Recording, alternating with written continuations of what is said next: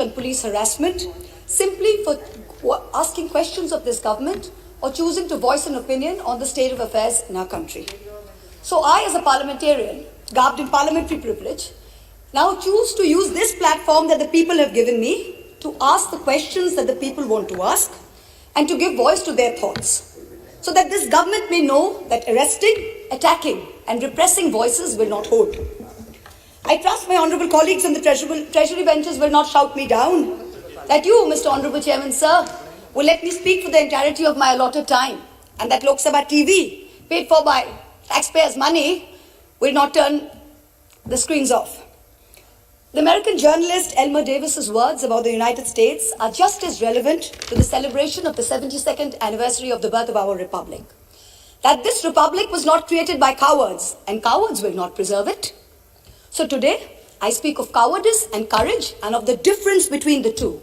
Of those cowards who hide behind the false bravado of authority, of power, of hate, of bigotry, of untruths, and dare to call it courage. After all, this government has turned propaganda and disinformation into a cottage industry, whose biggest success is the recasting of cowardice as courage. I will lay out various instances where this government has demonstrated courage.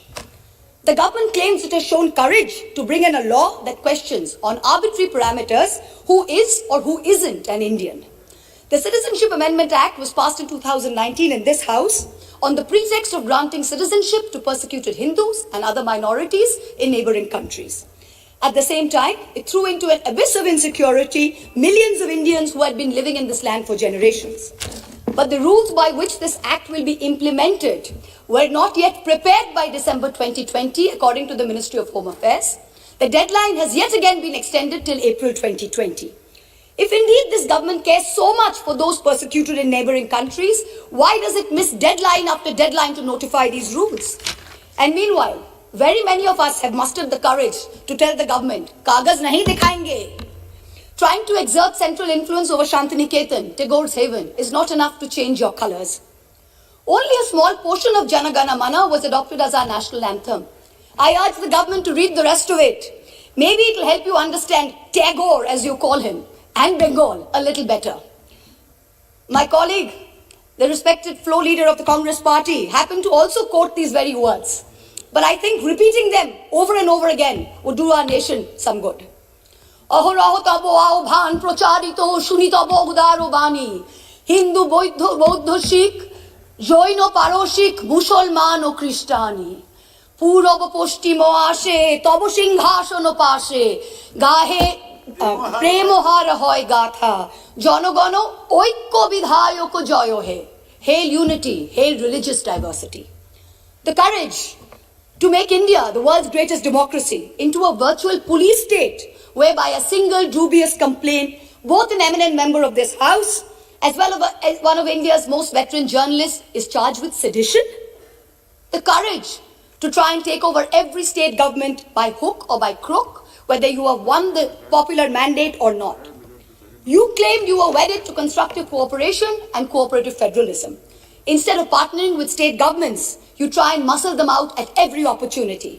Does the ruling party wish that its legacy be that it governed the largest democracy in the world, or that it imposed a one-party rule in India? Ask yourselves.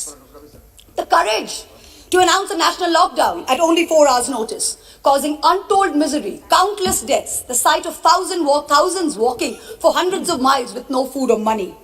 This government spent less than 2% on social transfers, in contrast to OECD countries who spent 20%, and 6% which was spent by middle-income countries. The courage, no, the brazen audacity to announce an economic rebound. India was the single worst performer among developing countries in the year 2020. Even if we believe this government's economic survey, the economy was lower by 7.7% in 2020 and will rise by 11% in 2021.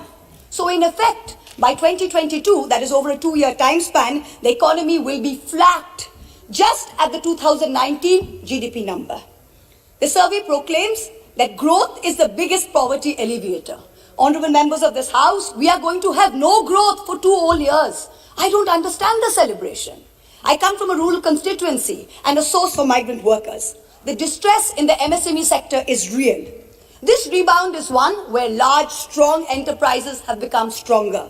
It is not V-shaped, it is K-shaped. 1% of rich and successful citizens have become richer, and the pains of the MSMEs have only increased.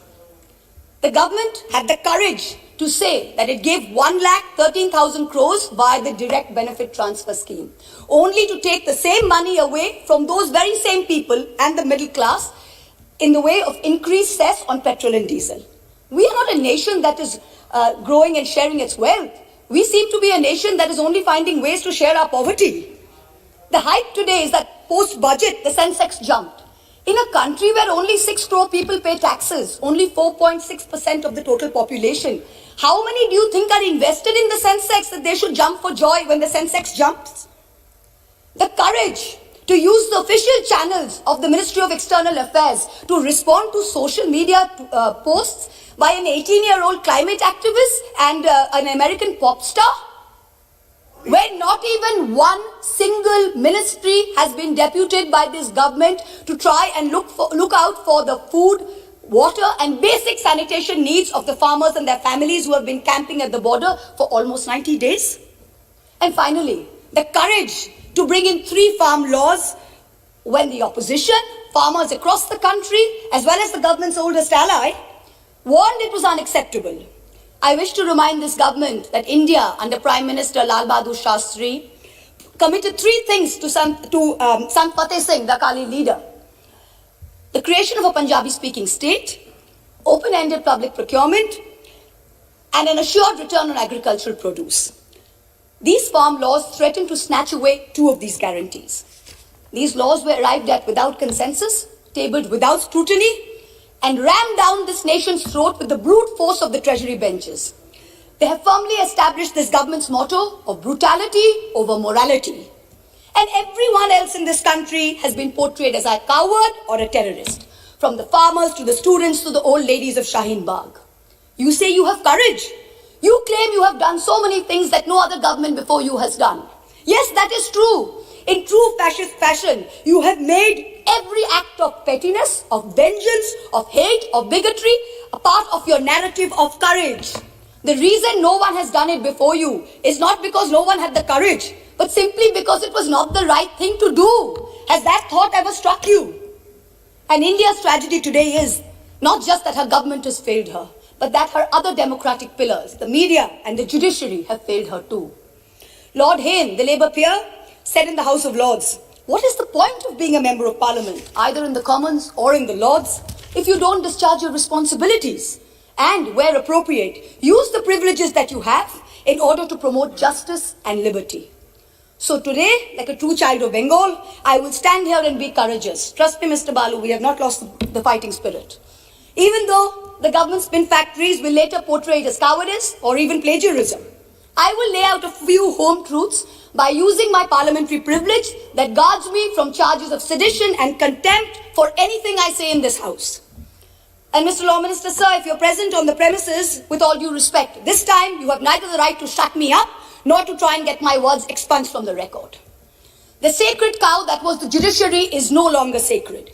It stopped being sacred the day a sitting Chief Justice of this country was accused of sexual harassment, presided over his own trial, cleared himself, and then proceeded to accept a nomination to the upper house within 3 months of retirement, replete with Z+ security cover. The judiciary stopped being sacred when it chose to squander the greatest opportunity that any bench of the highest court of this land has ever seen to reinforce the founding principles of our democratic republic and to uphold the rights enshrined in Part 3 of our constitution. One second, it let Moscow. 1 second, please. Please, Mo. He cannot discuss Please, in the house. Wait. And Nishikant is a point of order. The minister is on his legs. Please, 1 second, please. Yes, minister. 352(5) 352 point of order 352(5). Yes. Premchandra ji. She cannot discuss. 352(5). The Chief Justice, the conduct of the Chief Justice of India. Let the minister. Here. Without giving the prior notice and approval of your chair.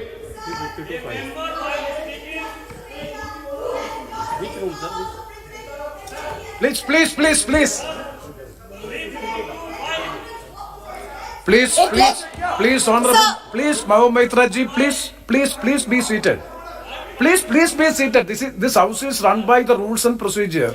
When a member seeks a point of order, definitely it is a right of the member. So I have to hear them, and I will pass the order, pass the rulings. Please. 352(5). A member while speaking shall not reflect upon the conduct of a person in high authority unless the discussion is based on a substantive motion drawn in proper items. Chief justice of India को हम लोग यहाँ discuss कर रहे हैं sir. Chief justice of India, Bharat के राष्ट्रपति ने उस आदमी को नॉमिनेट किया है, भारत के राष्ट्रपति के ऊपर डिस्कशन कर रहे हैं सर। और यदि इसी तरह से चलता रहा तो इस डेमोक्रेसी का बाजा बच जाएगा। इसीलिए कि उन्होंने राम मंदिर का judgement See. Yes, I am. Yes. Yes, please. Please, Saugat Rai ji, please.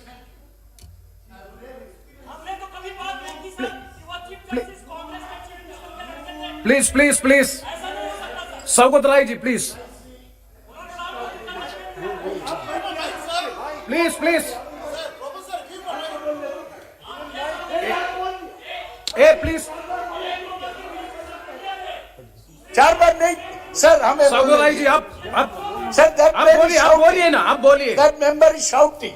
Please. Sir, Under what rule? honorable member under 352(5), Oh, please. I am going for an explanation. When the honorable member Mahua Moitra spoke, she did not refer to any person by name. She did not mention anyone. And what? देखो आज आप कुछ नहीं समझते, बैठिए। Number 2, she referred to a person who was the Chief Justice. If that man would be Chief Justice now, no mention could be made against him excepting by way of impeachment or accepting by a substantive motion. That man is a retired Chief Justice. He is not a man in high authority, and his name has not been mentioned. Not one word of what Mahua said should be expunged. I appeal to your good sense, sir, and your fair play and justice, that don't let please. this lady be stifled by the minions of this ruling party. Yes, Honorable Minister. मैं ये कह रहा था chairman साहब, ये जो माननीय सदस्य बोल रही थी, इसने सेक्सुअल हरेसमेंट का आरोप लगाया चीफ जस्टिस ऑफ इंडिया पे। ये हमारे लिए शर्म की बात नहीं है, और इस हाउस में हम डिस्कस कर रहे हैं, और सौगत राय जैसा आदमी इसको डिफेंड कर रहे हैं। ये इतने विद्वान आदमी इनको डिफेंड कर रहे हैं। ये तो शेमफुल एक्टिविटी है। आप चीफ जस्टिस ऑफ इंडिया पे सेक्सुअल हरेसमेंट का आरोप लगा रहे हैं openly. Mahua Moitra ji, please. It is the misconduct of the member. Let me pass the observation of the chair. We will go through the proceedings. If anything it is affecting the higher authority and anything which is unparliamentary, definitely it will be looked into. It will be corrected. Please try to avoid such observations. No, sir. Sir, it is extremely important that I not only not avoid please, sir. It is very important that I not only not avoid them, but I bring them up, because I did not accuse the honorable gentleman of sexual harassment. Please. Somebody else did. A trial happened which he presided over. Number one, let me put it on record. I did not. It is a matter of great shame that someone sitting in the Chief Justice of India's chair, to which he had been appointed by the President of India, was accused of such a horrible act. I did not do it. Instead, let migrants walk to their deaths. Please. It let our greatest It should not be done. and modern It freedom should not be done. fighters rot in jail. She is repeating the It target. now sits back as She a is not obeying the order. Chairman sir, she is not obeying the order. Chairman sir, she is not obeying the order. Again, she is repeating. See, anything objectionable will not be there on the records. Please. Sir, Yes. sir, Obeying the order of the chair also. No, anything She is again repeating the same charges against the Chief Justice of India.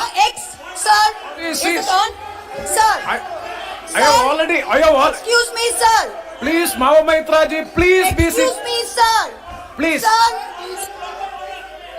you are welcome.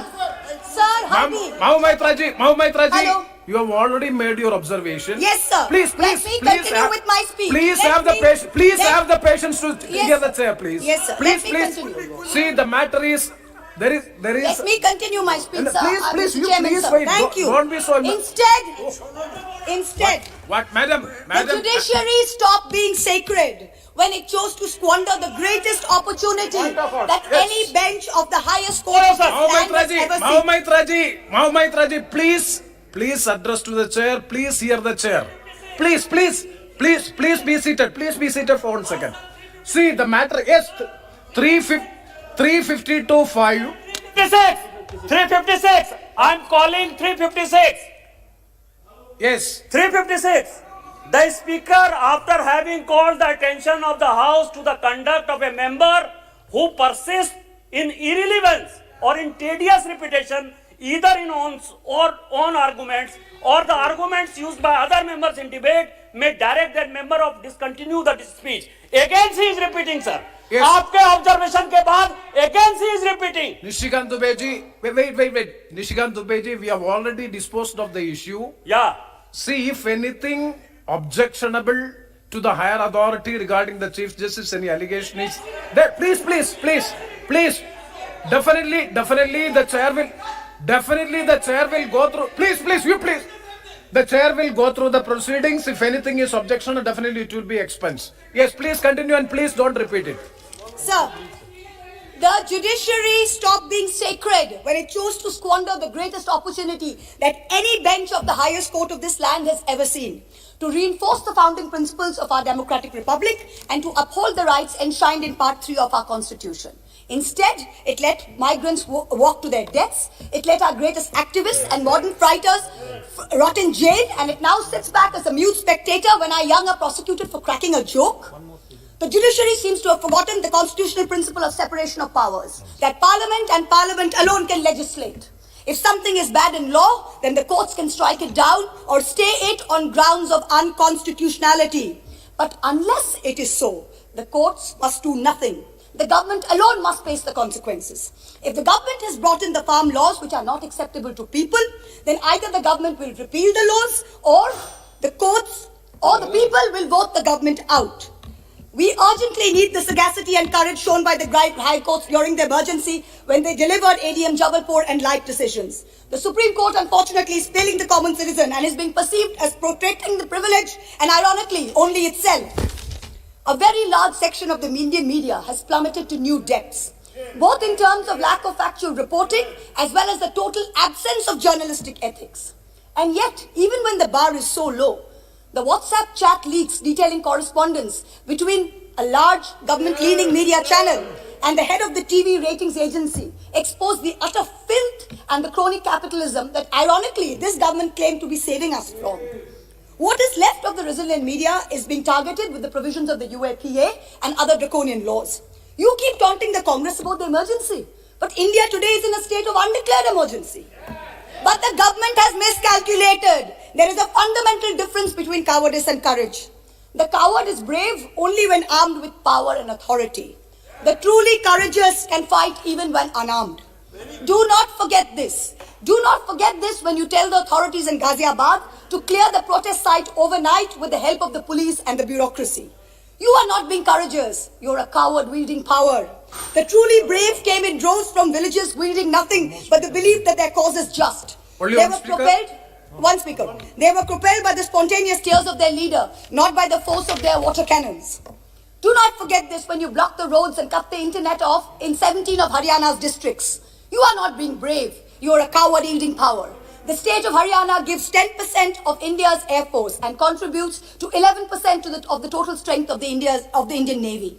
Its people can neither be termed anti-national, nor terrorists, nor gaddars. Do not forget this. When a peaceful 60-day movement is insidiously hijacked and then you slap FIRs on Punjab's farmers, you are not being courageous. You are a coward wielding power. Bhagal Singh and Jassa Singh Ahluwalia, leading their missiles, captured Delhi way back in 1783 from the Mughals. Their descendants do not lead a lesson in courage from those who captured Delhi only in 2014. Tagore, in his poem, Bondi Bir, the Captive Warrior, an ode to Sardar Banda Singh Bahadur, wrote, এসে শেষে একদিন জীবন মৃত্যু পায় ভৃত্য চিত্ত ভাবনাহীন এসে শেষে একদিন that momentous day has arrived. In the 125th year of Subhash Chandra Bose's birth, the central government has made every attempt to hijack Netaji's legacy and weave it into their own fake, narrow narrative of courage. But this nation needs to know that Netaji had two clarion calls, both embodiments of his courage and his spirit. One was the salutation, Jai Hind. Today this government has replaced this national greeting with a narrow religious chant that it uses as a war cry to heckle, to bully, and to always remind the minority about who's in charge. Netaji's second call was Delhi Chalo. Chalo Delhi.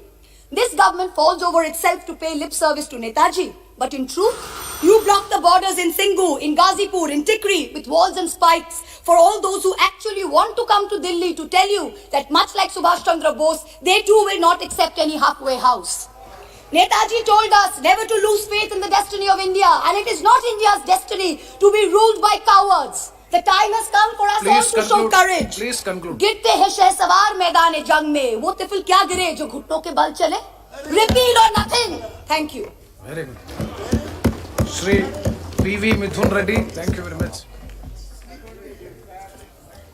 Thank you, sir, for letting me talk on the motion of thanks to the President's address. Sir, I would like to bring to your notice